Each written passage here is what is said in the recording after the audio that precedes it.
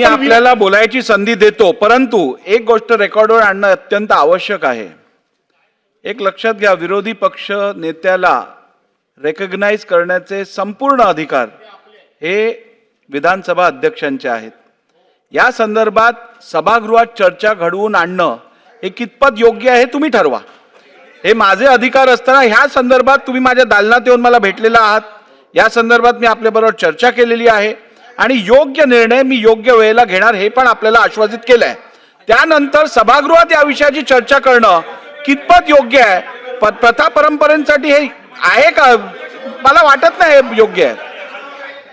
अध्यक्ष महोदय, मी हेच सांगत होतो आपल्याला, मी हीच विनंती करण्याकरता उभा आहे, मी आपल्याशी वाद घालण्याकरता उभा नाहीये की आम्ही आपल्याला येऊन तिन्ही पक्षाचे आम्ही प्रमुख पदाधिकारी येऊन आपल्याला भेटलो, आपल्याला आम्ही पत्र दिलं, माननीय मुख्यमंत्री महोदयांना आम्ही भेटलो, दोन्ही माननीय उपमुख्यमंत्री महोदयांना भेटलो. शेवटी सनदशीर मार्गाने हा विषय सुटावा अशा पद्धतीचा आमचा प्रयत्न आहे.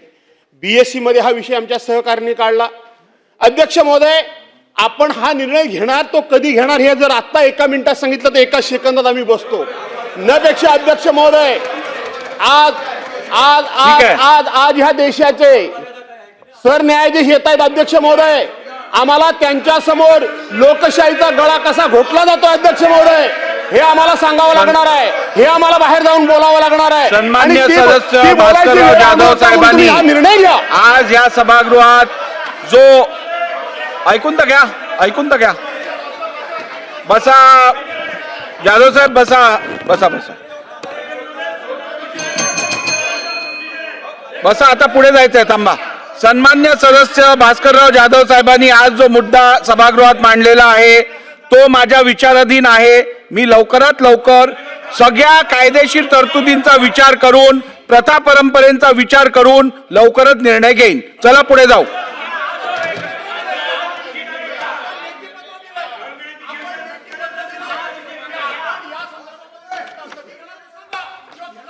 चला.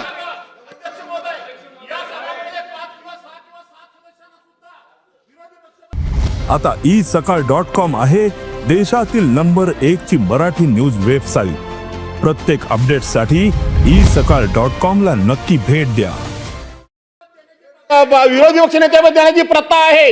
हल्ली आप सरकार दिल्लीमध्ये होतं, 67 आमदार आप सरकारचे होते, 3 भाजपाचे फक्त होते, तरी सुद्धा भाजपाला विरोधी पक्ष नेते दिलेला आहे. 1985 अध्यक्ष महोदय, मुख्य न्यायाधीश येणार आहेत, त्यांचं स्वागत करायला आम्ही सगळे उत्सुक आहोत. पण सभागृहाने त्यांचं स्वागत करताना, विधिमंडळाने स्वागत करताना महाराष्ट्राच्या लोकशाहीच्या परंपरेत देशाच्या विधानसभेचा विरोधी पक्ष नेताच नाही अशी परिस्थिती असणं योग्य नाही. आणि म्हणून माझी विनंती आहे की लवकरात लवकर, तुमचा उद्देश आहे, तुम्हाला करायचंच आहे, पण किती 6 अधिवेशन साहेब, माझी विनंती आहे, माझी विनंती आहे की मी काय आपल्याला वेगळं सांगू इच्छित नाही. जो विषय मी आता भास्कररावांच्या निवेदनावरती मांडला, एकच विनंती आहे की तुम्ही ह्या आज करा, उद्या करा, पण किती काय विचार तुम्ही करता आणि इतका विचार करून निर्णय होत नाही याचा महाराष्ट्राला अचंबा आहे. मी विचार करून निर्णय केल्यानंतर तो निर्णय सहजासहजी बदलला जात नाही याचं उदाहरण आपण बघितलेलं आहे. त्यामुळे आता पुढे जाऊ. चला प्रश्न उत्तरे. प्रश्न क्रमांक 1. प्रश्न नाही ना, आता बस झालं, आता बसा. प्रश्न क्रमांक 1. चला. असं नाही चालत, तुम्हाला संधी दिली, किती वेळा चालवणार आपण हे. बसा. प्रश्न क्रमांक 1.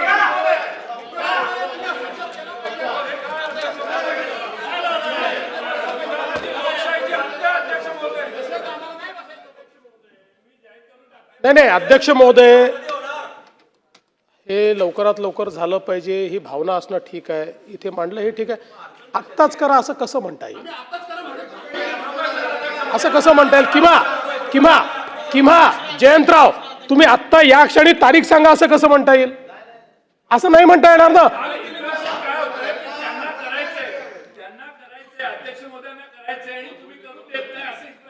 असं फक्त तुमच्या मनात आहे. मला वाटतं हा अध्यक्षांचा अवमान होतोय. सगळ्या महाराष्ट्राला हे माहिती आहे की अध्यक्ष निष्पक्ष आहेत, स्वतःचे निर्णय स्वतः घेतात, फक्त तुमच्या मनात काळबेर आहे. चला पुढे जाऊया. नाही पण चला पुढे जाऊया. प्रश्न क्रमांक 1.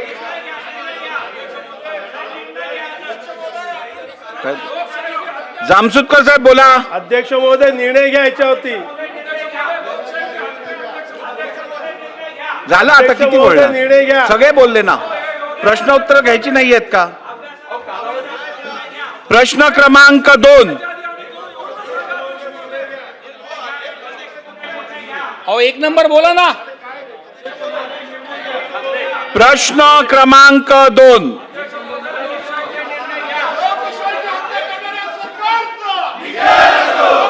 बोला.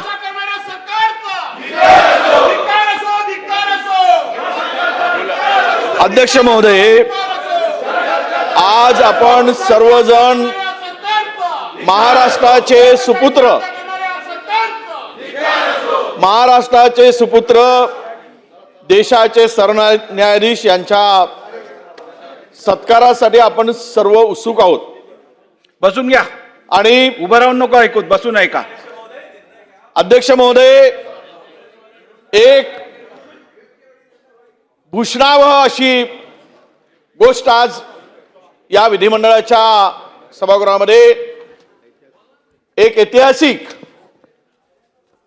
हा एक सोहळा या ठिकाणी आपण आपल्या संमतीनं आपल्या परवानगीनं होतो आहे. अध्यक्ष महोदय, आपल्याला विनंती आहे की ज्यावेळेस असे सोहळे होतात त्यावेळेस त्या मंचावर विरोधी पक्षनेता असलं तर ते लोकशाही परंपरेला एक अभिमान आणि स्वाभिमानाची गोष्ट ठरते. बिना विरोधी पक्षनेत्यांनी अशा पद्धतीनं ते खुर्ची रिकामी ठेवणं हे योग्य वाटतं का, याचंही उत्तर कदाचित आपण देऊ शकाल किंवा देणार नाही. परंतु आज मात्र इतके दिवस होऊनही सगळ्या प्रथा परंपरेला बाजूला सारून विरोधी पक्षनेतेपद होत नाही किंवा ती खुर्ची खाली ठेवली जाते. हे किती काळ चालणार आहे? शेवटी या दोनही बाजू, सत्ता आणि विरोधी, या दोनही बाजू व्यवस्थितपणे या सभागृहामध्ये मांडल्या गेल्या पाहिजेत. सरकार काही विरोधकांचा दुश्मन नाही, पण सरकार चुकत असेल किंवा सरकारला उपयुक्त सूचना असतील, या सर्वांसाठी ती खुर्ची अत्यंत महत्वाची आहे, पण आपण ते करत नाही. त्यामुळे आज आम्ही असं ठरवलंय की आता आज माननीय सर्वोच्च न्यायालयाचे न्यायमूर्ती यांचं आगमन होत आहे, पण आता आम्हाला पायरीवर नाही, पण या सभागृहामध्ये तोपर्यंत तरी किमान आम्हाला न्याय मिळत नाही अशी आमची भावना आहे. म्हणून आम्ही सर्व आज या ठिकाणी बसण्याचं औचित्य आम्हाला वाटत नाही अध्यक्ष महोदय. म्हणून आपण तातडीनं निर्णय घ्यावा ही आमची आपल्याकडनं अपेक्षा आहे. मी तातडीने निर्णय घेईन. आता पुढे जाऊया आपण त्यासाठी आम्ही सर्व वॉकआउट करायचा निर्णय घेतला अध्यक्ष महोदय. चला पुढे.